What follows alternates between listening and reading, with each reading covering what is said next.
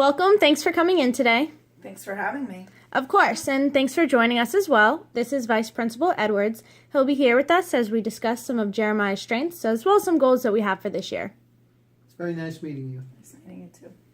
All right, well, let's get started. First of all, Jeremiah is a pleasure to have in class, and his scores certainly show his dedication to his schoolwork. We have a variety of assessments that I hope for us to look at today. We'll start from his scores from the previous year.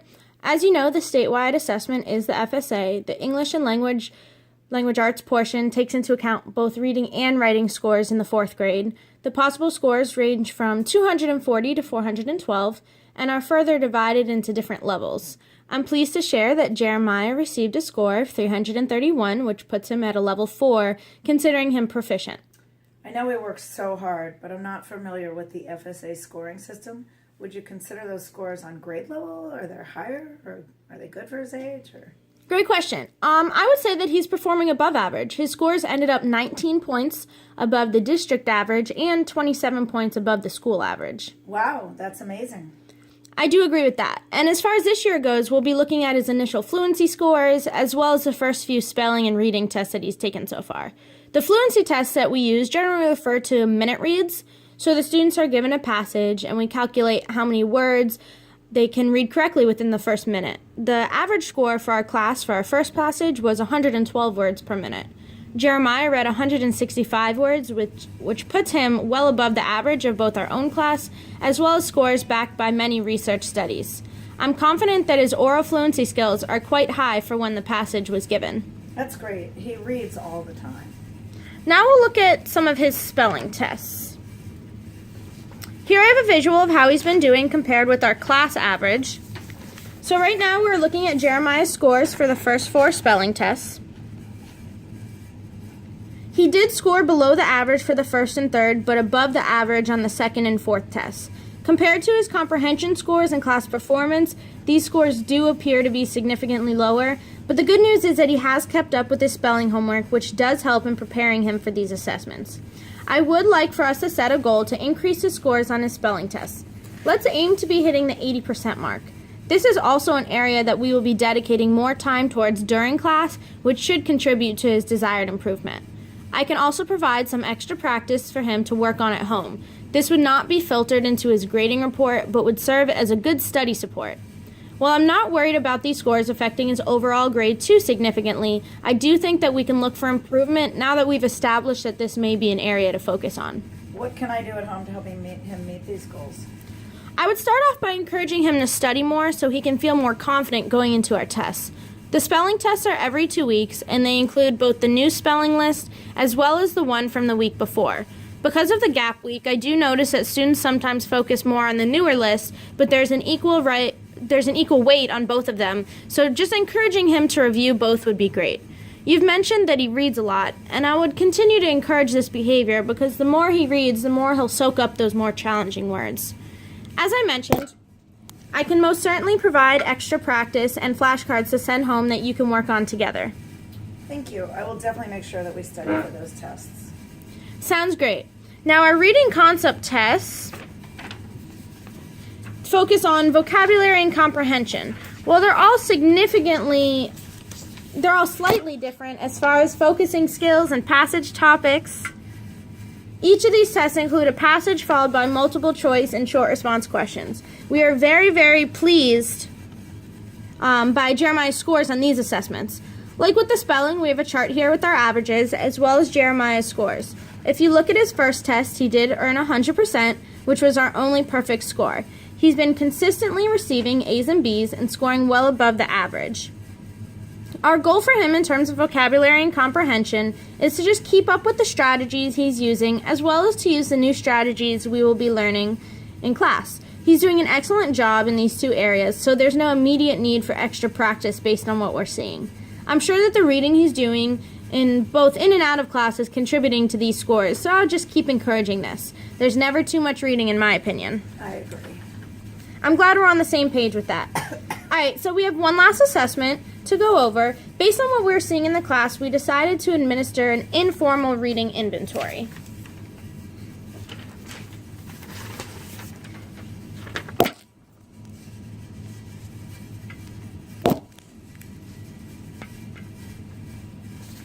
This assessment is incredibly useful in establishing where a student is at in different areas of reading. This assessment includes spelling, fluency, and comprehension. His results do reflect a lot of what we have already discussed today, but I would like for us to look at each part a little bit more closely.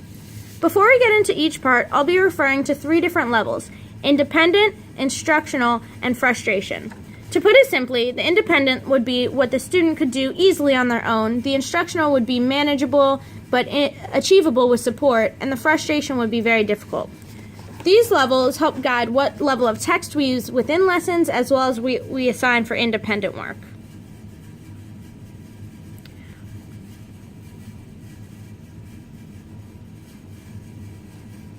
Can he be on different levels for each part of the test, or do they have to stay around the same level? That's a really good question, and I have to say that it really depends on the student. Some students do operate on similar levels across the different areas, but more often I've found that the students tend to be stronger in certain areas and may need more help in others. The first part of the test involved Jeremiah recognizing different words that were flashed on a screen. We generally begin with the list 2 grade levels below his, so we started with the 3rd grade list. His scores are listed there, and you can see that he did very well in this part of the test, making it all the way to the 8th grade list with little to no difficulty on the list prior. The test only goes up to 8th grade, so the results do show that he is above grade level in this respect. Based on his scores, I would put him at a 5th grade independent level and a 6th through 8th grade instructional level. His frustration level would be somewhere above 8th grade, as this is the extent that this particular assessment covers. An area that showed the same levels was oral fluency, which is not shocking considering both involve reading the words out loud. He did not make many errors, and most of the errors were made because he was pluralizing singular words or singularizing plural words. Because this usually doesn't interfere with the meaning, this did not generally affect his comprehension and scores of the text. Do you have any questions about this so far? So, if you were working one-to-one with a teacher, they would use books meant for older grade levels? Ideally, yes. It's important to match Jeremiah on the level that he's capable of working with. This brings us to our next area I'd like to focus on, which is comprehension. I think that this is Jeremiah's strongest area based on this specific test, as well as his other tests and performance.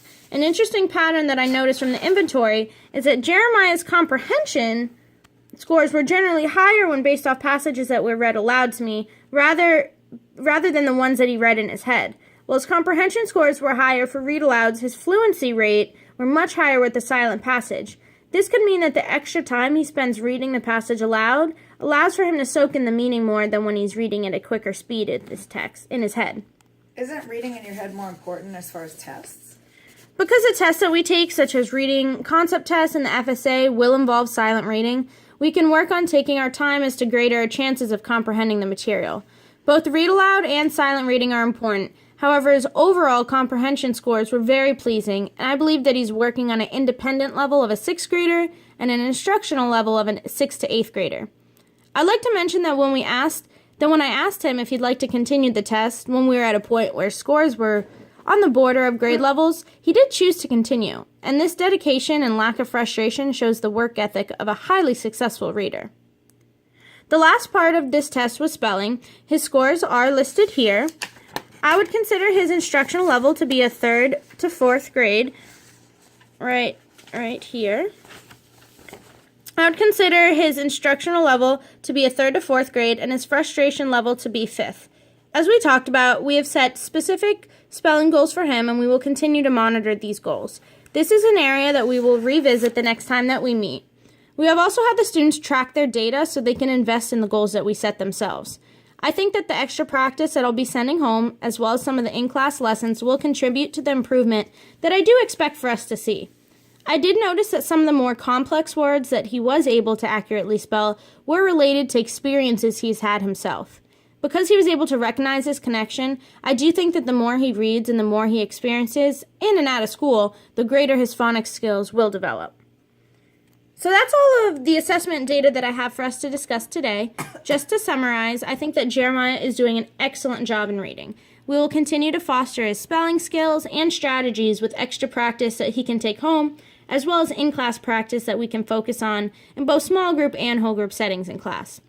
His word recognition, vocabulary, and comprehension skills are well above grade level, but we will continue to polish these so he can work at his full potential. As he does attend after school and is frequently in here, we have had conversations about some of his reading interests.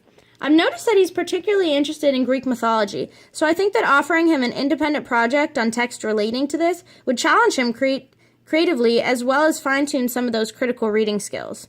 If there's any questions that you still might have, I'd be more than happy to answer them.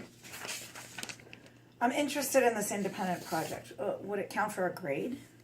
It would not be included in his grades, however, he could have the opportunity to share it with his peers, which I've noticed that he's expressed interest in doing before. I think he'd really enjoy that. Then I'll go ahead and provide him with the details next week. Great. One last question. Based on the class average, I'm worried that Jeremiah is not being challenged by his peers.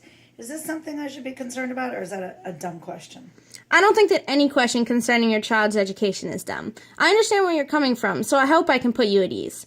There are several students in the class who perform at or above grade level. It can be hard to see this in the averages due to the lower scores that can bring down the average significantly. During our reading block, Jeremiah is currently in the same ability group when he comes to our teacher-led stations. This means that he works with peers that are generally on the same level as him. That's a very valid concern, so I'm glad that you mentioned it. There are times when the students work with peers on their level, and there are times when they work with peers on different levels. I think that both are very important to overall growth.